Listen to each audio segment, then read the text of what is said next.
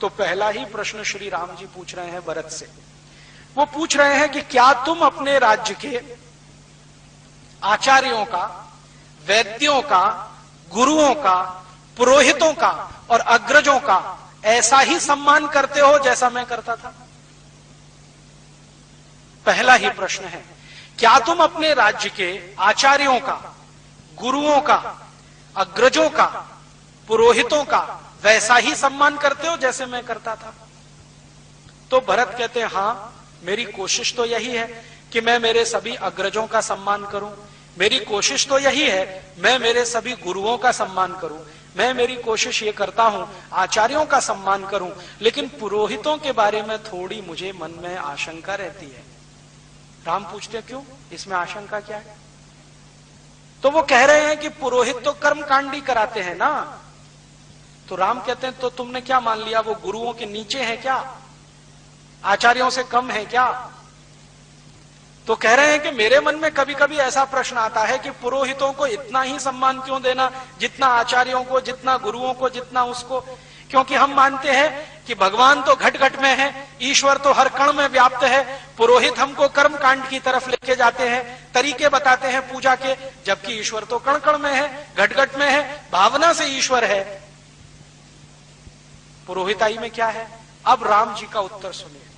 वो कहते हैं, देखो भरत, ये पुरोहित तुम्हारे राज्य की अर्थव्यवस्था की रीढ़ की हड्डी है। जरा समझो इस बात को, रीढ़ की हड्डी है, माने पूरी अर्थव्यवस्था इन पुरोहितों के दम से चलती है। भरत कहते हैं, समझ में नहीं आ रहा। तब राम कह रहे हैं, धर्मस्य मूलम अर्थम, अर्थस्य मूलम कामम। और इसी बात को राम जी के जाने के कुछ लाख साल के बाद चाणक्य बोलकर गए। धर्मस्य मूलम अर्थम, अर्थस्य मूलम कामम। पहले मुझे ऐसा लगता था, जब तक मैंने कंब रामायण नहीं पढ़ी और ये रघुवंशम नहीं पढ़ा, तो मैं मानता था कि धर्मस्य मूलम अर्थम, अर्थस्य मूलम कामम, इसके मूल प्रणेता चाणक्य हैं, जो बड़े अर्थशास्त्री रहे इस देश में। लेकिन अब पता चला है कि चाणक्य से लाखों साल पहले रामचंद्र जी ये कह रहे हैं भरत को, धर्मस्य मूलम अर्थम। वो कहते हैं कि देखो, धर्म के मूल में अर्थ है। अगर तुम्हारी अर्थव्यवस्था मजबूत है तो धर्म मजबूत होगा, और अर्थव्यवस्था को मजबूत करने में पुरोहितों का सबसे बड़ा योगदान है। तो फिर भी भरत को समझ में नहीं आ रहा है। तो रामचंद्र जी और उदाहरण देके कहते हैं कि देखो, पुरोहित क्या करता है। पुरोहित पूजा करवाता है, तो पूजा करवाता है तो पूजा करवाता है, वो तो किसी कथा की, सत्यनारायण की, या जो भी करवाता है, लेकिन एक लिस्ट बनवाता है कि 10 घड़े ले आना, एकदम कोरे होने चाहिए, 20 मीटर कपड़ा ले आना, एकदम नया होना चाहिए, इतनी चूड़ियां ले आना, बिना पहनी हुई होनी चाहिए, 10 किलो घी ले आना, ये सामग्री ले आना, ये लकड़ियां ले आना, ये बांस मंगा लेना, ये ऐसा कर लेना, वैसा। मैंने एक बार वो लिस्ट देखी तो कम से कम 108 चीजें रहती हैं उसमें। सिंदूर ले आना, गुड़ ले आना, कलावा ले आना, ये कर लेना, वो कर लेना।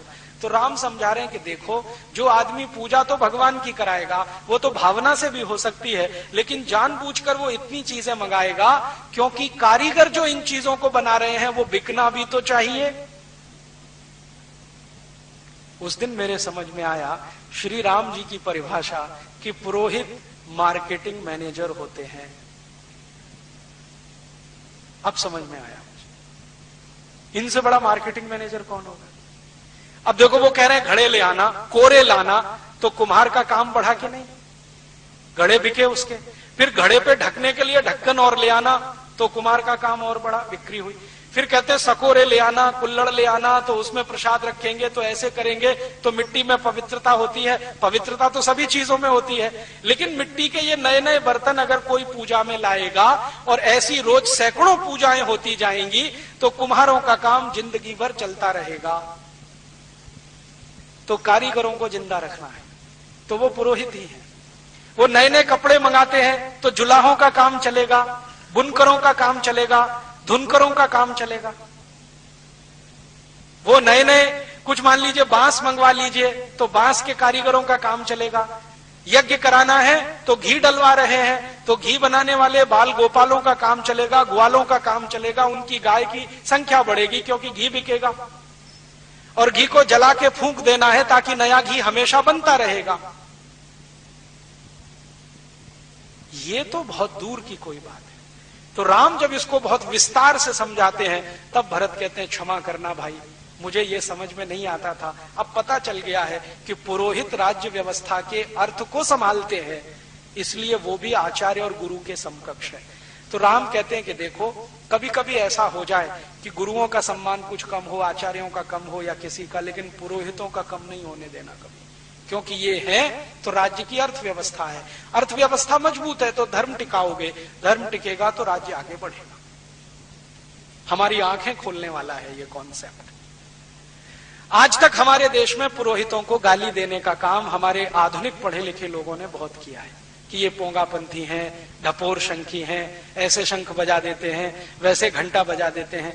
ये हमको इतना ही दिखाई देता है, इसके आगे का कुछ दिखाई नहीं देता कि वो कितनी बड़ी इकोनॉमी चला देते हैं। और राम आगे का प्रश्न पूछ रहे हैं कि जिन पुरोहितों का तुम सम्मान करो, ध्यान ये रखना कि वो पैसे के लिए कुछ ना करते हो। माने राइडर लगा दिया उन्होंने। एक पुरोहित ऐसे हैं जो पैसा लेके पूजा कराते हैं। राम कह रहे हैं अगर ऐसे पुरोहित हैं तो उनका सम्मान करने की जरूरत नहीं है, क्योंकि जो ज्यादा पैसा देगा उसी का माल बिकवाएंगे फिर तो। इसलिए पुरोहित उन्हीं का सम्मान करना है जो पैसा खुद न लेते हो और कारीगरों का माल बिकवाने में मदद करते हो। तो बिना पैसे लिए जो पूजा कराए वो पुरोहित है, पैसे लेकर जो कराए राम उसको अच्छा नहीं मानते। तो अगला ही प्रश्न वो कहते हैं कि क्या तुम्हारे राज्य के पुरोहित पैसा लेके पूजा कराते हैं? अगर कराते हैं तो उनको किनारे रखो।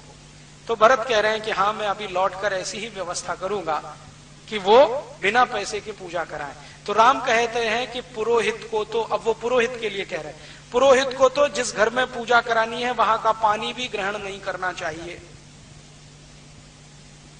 क्योंकि जो बड़ा काम वो करने जा रहा है, अगर उस घर का पानी ही पीने लगे, खाना ही खाने लगे, तो लालच भाव आएगा और वो अपनी पुरोहिताई से च्युत हो जाएगा। अब जरा इसको समझें थोड़े विस्तार में कि पुरोहित अगर पूजा करवाने वाले के घर खाना ना खाए, पानी ना पिए, अंग्रेजों ने इसी को प्रचार किया कि ये छुआछूत मचाते हैं, पानी भी नहीं पीते उसके घर का।